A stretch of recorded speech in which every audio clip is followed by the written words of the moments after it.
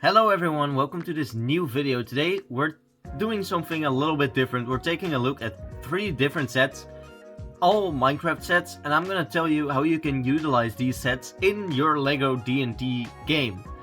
I have a structure here, I have a boss, and I have something small on the side, so let's just get right into it. How can you use Lego Minecraft in Dungeons and Dragons? You can utilize Lego Minecraft in a few different ways. For example, this set, the Deep Dark, is a amazing dungeon set piece. Like, maybe you've gone through some pretty generic areas and then you stumble upon this deep dark biome and this ancient castle, and let's just populate it with some minifigures and look at all the stuff they could do and interact with. Let's just place them right there. Awesome. So first of all, yes, this is the Deep Dark, and how can you use the Deep Dark in Dungeons and Dragons? Well, normally when you encounter an enemy, you have to roll initiative and you basically go into a turn-based battle, like Pokemon or different RPGs. What you can do to make something like that completely different is include an enemy that the players are not supposed to fight, but they need to survive. Something like, dramatic reveal, the Warden. Super cool. Very nice play feature of this set. But the Warden makes a perfect enemy for D&D, but instead of having to fight the enemy and defeat it, players will get some magical darkness effects, and they need to avoid the Warden at all costs, trying to do stealth checks to not make a sound, to not trigger the scope sensors to spawn the Warden. And the Warden could go roam around the map. You can just take him off and maybe he's looking around, trying to find your players. And you can make some very interesting scenarios and maybe some puzzles. Maybe they have to escape the Warden through a door, but the door's locked, so they have to go around the room, maybe light some of the torches to actually open the door. That could be very cool. Or maybe there's some type of chase scene, like they need to get away as fast as possible.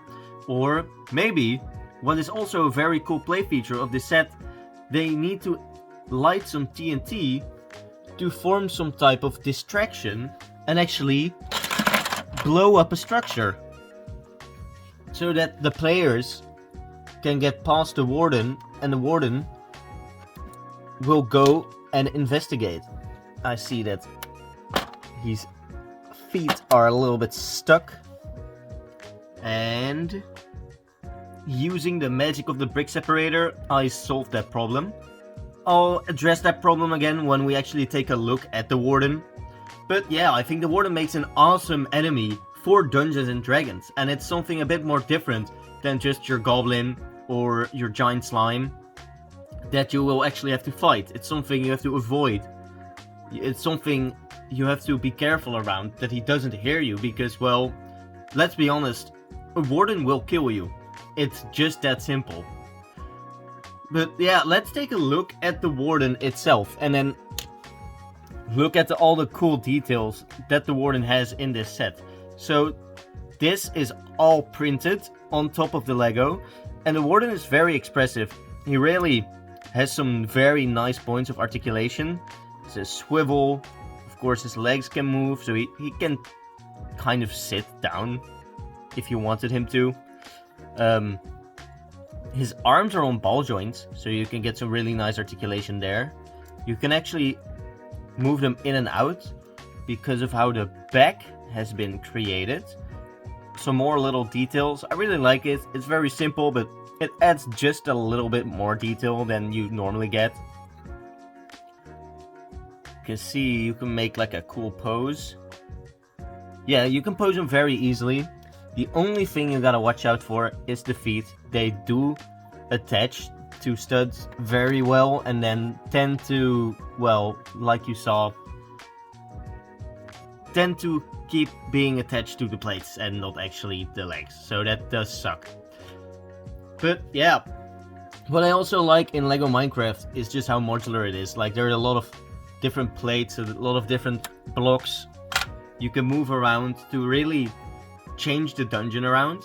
And what I also like is the inclusion of these chests with loot in them. So you can have, like, this little Minecraft potion could be an instant regeneration potion for your players, so that if they get hit by the warden, or maybe they get downed or something, they can get back up and don't instantly die. So that's kind of nice. What I also like is how modular the minifigures are and the accessories they come with. So this guy comes with a shield, which is like a printed part and just a little attachment on the back. A sword, but you can also just take off his helmet if he will. There's no like clutch power, there's no stud connection, but it's just a clutch power from sliding this.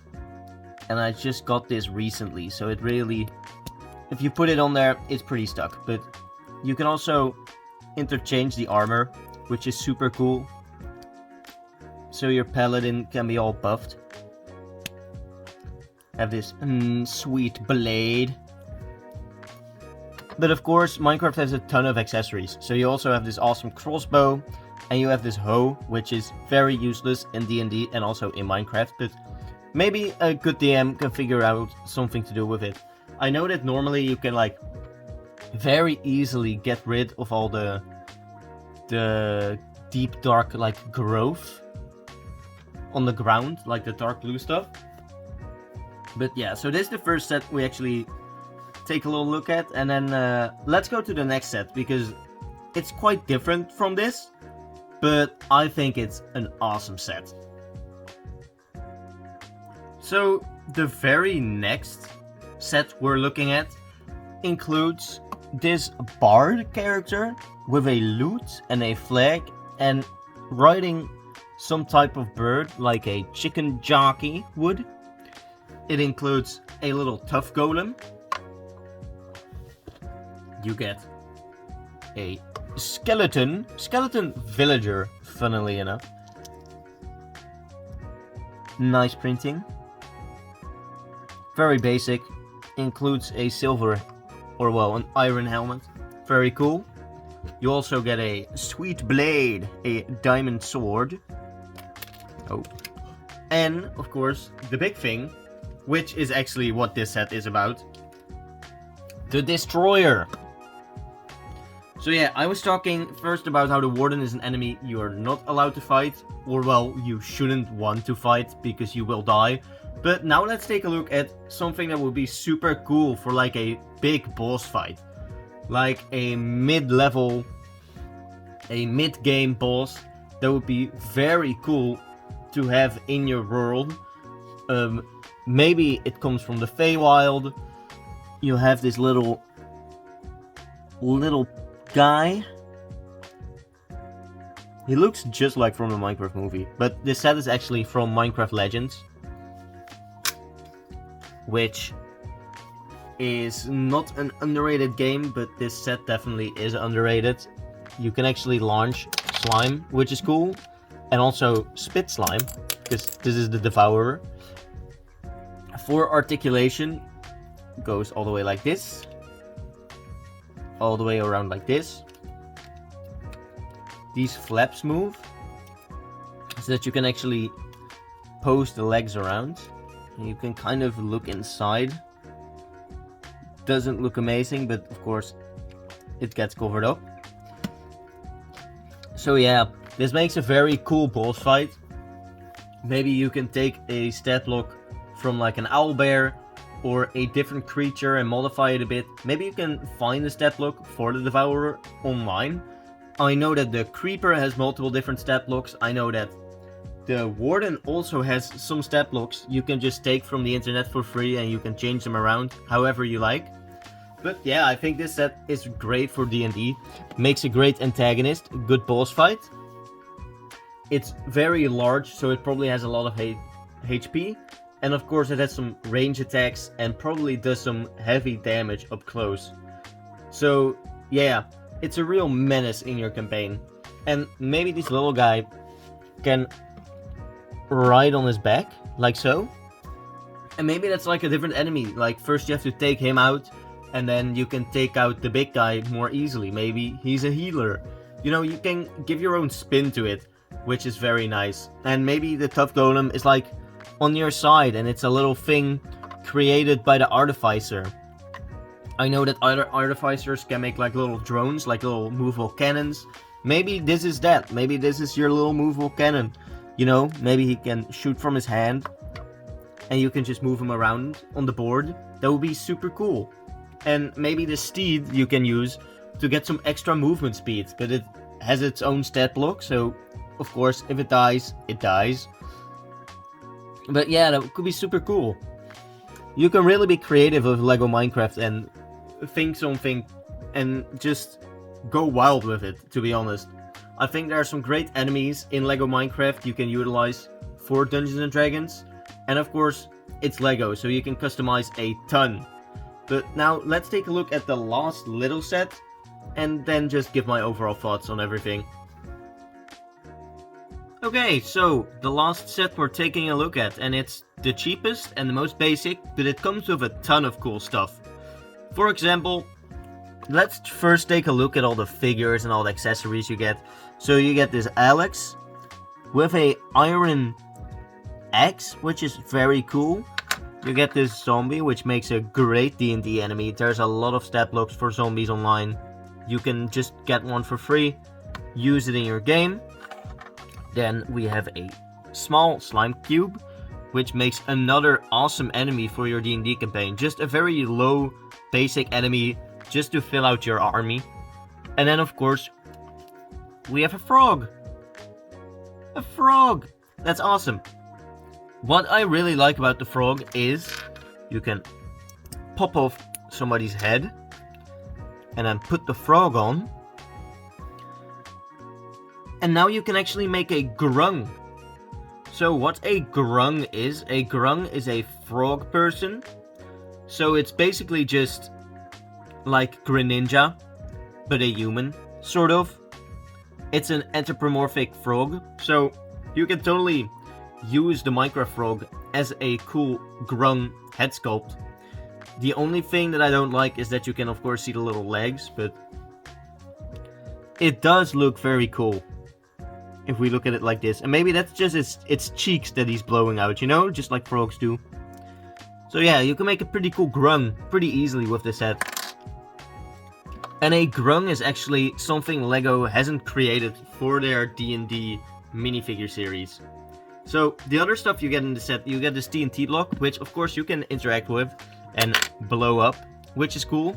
You can also just take it off, put this back, like so. And maybe this is just something your party can have in their inventory. Maybe they can just have TNT, maybe they can buy it at a shop. Maybe use it to break in somewhere, cause a distraction like I said with the warden. Could be super cool. You also get a crafting table. This is a crafting table. And yeah, it's just all printed. All Lego Minecraft is print. There's not a single sticker in a Lego Minecraft set. So that's awesome. That's super cool. And yeah, maybe your players can interact with this to craft something of their own, you know? I know that like an artificer can make a ton of stuff. And they can make like pots of mayonnaise, which is pretty weird. And they can like craft spell scrolls. Maybe you can use a crafting table to create spell scrolls and you need to place it somewhere when you're taking a long rest to actually make spell scrolls. Could be cool. Maybe you need to like obtain a crafting table or buy it somewhere. Maybe it takes up more of your inventory space. Like I said, if you're a DM, go wild with it. It's Lego, it's Minecraft, it's Dungeons and Dragons. Just use your imagination. And then this just makes a very cool scenery piece to put in the back of like a fight. Or you can put it in the foreground like it's an obstacle. You need to go around. Maybe in the water, your movement speed is slowed. You can really think about it a little bit. There are some flowers. Maybe the players can make different potions using the flowers. There's a lot of opportunity here. And of course, this let's just show you all the stuff. All of this is just 10 bucks. Actually, less than 10 bucks. I'm pretty sure I paid 8 euros for all this stuff, and that's just awesome because D&D is pretty much free to play if you look at the right sources, and you can just up your game with not a lot of money pretty easily, just having some extra scenery, some stuff to interact with, some enemies. Normally D&D minis are super expensive, so that's why I use Lego. It's already painted, it has articulation, it's super customizable. There's a ton you can do with this, so that's why I love using Lego for Dungeons and Dragons. Okay, so that's it for today's video. Another D&D showcase and just how you can utilize Lego Minecraft for Dungeons and Dragons. You can really go nuts with it, be super creative with everything you do. That's what I love about Minecraft, that's what I love about Lego, and that's what I love about Dungeons and Dragons. That's why I play it so much, and also why I build so much Lego. So yeah, if you have any cool ideas for Lego Minecraft sets you can use in Dungeons and Dragons, or Minecraft builds you could use in Dungeons and Dragons, let me know. Maybe there's some cool Lego Minecraft mocks you could make. Let me know in the comments. Of course, the Minecraft movie very recently came out, that's why I really wanted to do a Minecraft themed video. If you enjoyed this, leave a like, leave a comment, and subscribe. And yeah, then that's it for today. See you in the next video. Goodbye! Chicken jockey!